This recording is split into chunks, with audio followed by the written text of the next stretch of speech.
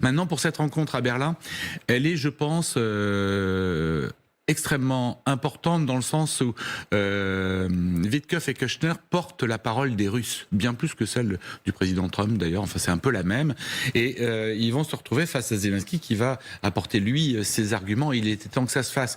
Lorsque à Genève, il y a 15 jours, j'ai assisté à cette rencontre avec Marco Rubio, le ministre des Affaires étrangères, le secrétaire d'État américain, on n'était pas au cœur du réacteur en fait, c'est pas lui qui décide. Kushner et Witkoff réfèrent directement à Trump et c'est là que se prennent les décisions.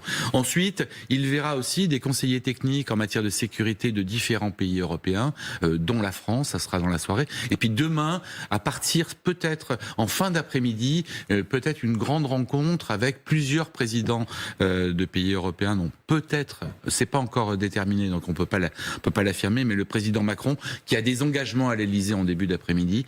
Donc en fin d'après-midi, ce serait possible à Berlin pour enfin avancer. Donc avec cette notion de je ne demande plus l'entrée dans l'OTAN, en revanche, je reste extrêmement ferme sur les territoires. On revient un peu à la case départ. Les Ukrainiens ont toujours voulu commencer à négocier sur la base d'un cessez-le-feu sur la ligne de front. Avec la dans la plupart des guerres. Avec la différence, pardonnez-moi, je vous coupe, mais la différence, c'est que la dernière fois, c'était à Genève, terrain neutre, etc., que là, c'est quand même en Allemagne. Les Américains sont quand même venus jusqu'en Allemagne.